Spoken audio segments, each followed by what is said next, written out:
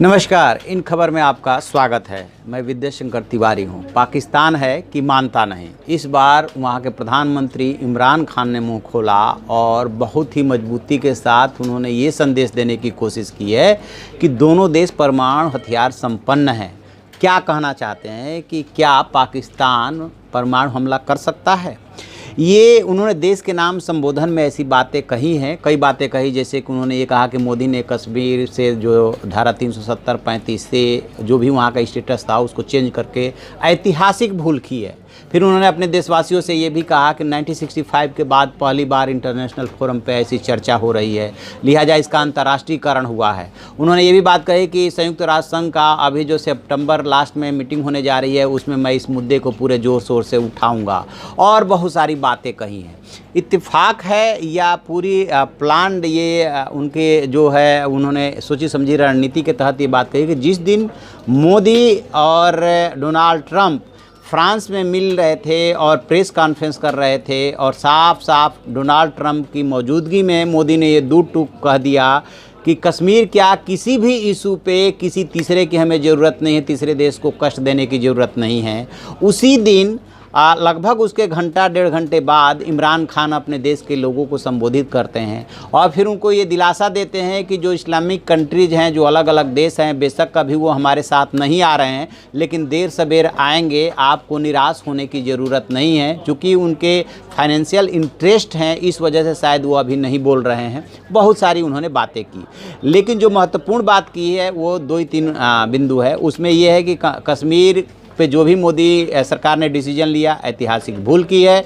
दूसरी बात, वो अपनी सफलता ये गिना रहे हैं कि हमने कश्मीर मुद्दे का अंतर्राष्ट्रीयकरण किया है। 1965 के बाद पहली बार अंतर्राष्ट्रीय मंच पे इसकी चर्चा हुई है।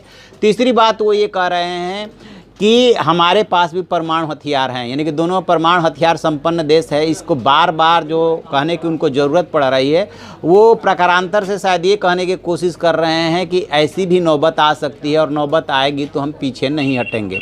स्वाभाविक सी बात है, वो अपने देश के लोगों को संतुष्ट करने की कोशिश करेंगे कि हम हाथ पे हाथ रख करके नहीं बैठे हैं।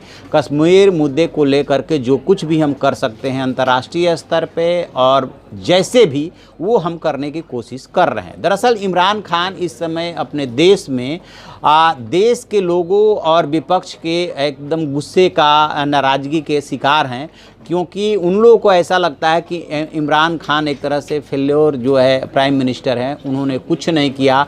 जब से वो सत्ता में आए हैं देश की आर्थिक स्थिति तंगहाली के दौर से गुजर रही है और दूसरी तरफ भारत ने इतना बड़ा फैसला ले लिया और उसका सदाबहार दोस्त चीन एक सीमा से आगे जा कर के उसने साथ नहीं दिया।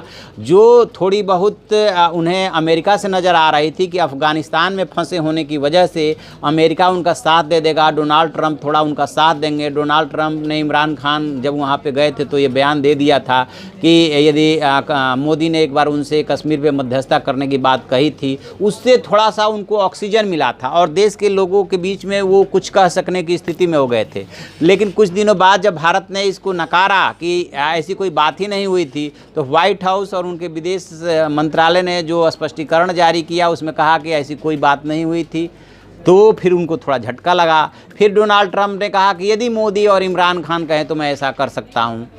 तो ट्रंप के बारे में कहा जाता है कि वो जो कुछ भी बोलते हैं वो तत्काल यू टर्न लेने में भी उनको दिक्कत नहीं होती है। तो फ्रांस में आज जो कुछ भी हुआ एक तरह से उनका यू टर्न ही था।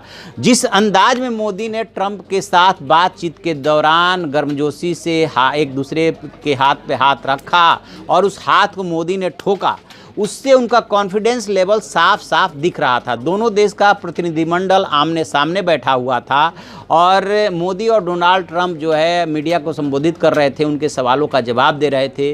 बीच में 2-3 बार हंसी ठहाके भी गुंजे, लेकिन वो मोदी का कॉन्फिडेंस देखने लायक था और उस समय ट्रंप चुप थे।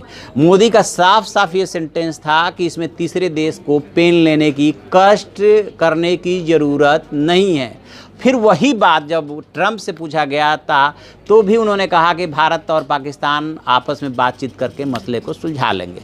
अभी मैं पाकिस्तान के अखबार डॉन और एक्सप्रेस ट्रिब्यून देख रहा था, वहाँ पे भी वर्बेटम यही रिपोर्टिंग हुई है जो कि मोदी और ट्रंप ने फ्रांस में कहा।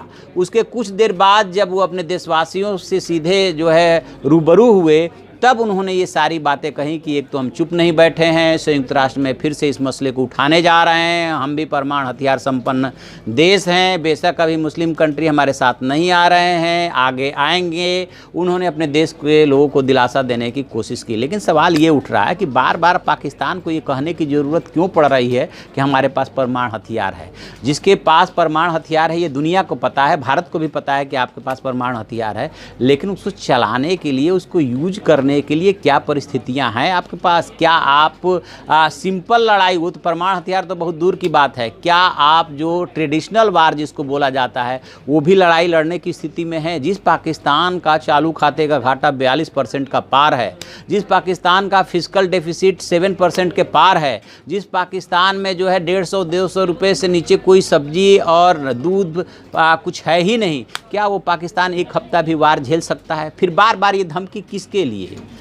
भारत को डराने की कोशिश कर रहे हैं या अपने देशवासियों को संतुष्ट करने की कोशिश कर रहे हैं? ये सोचने समझने लायक है। देखते हैं और इमरान खान कौन कौन सा पैंतरा बदलते हैं।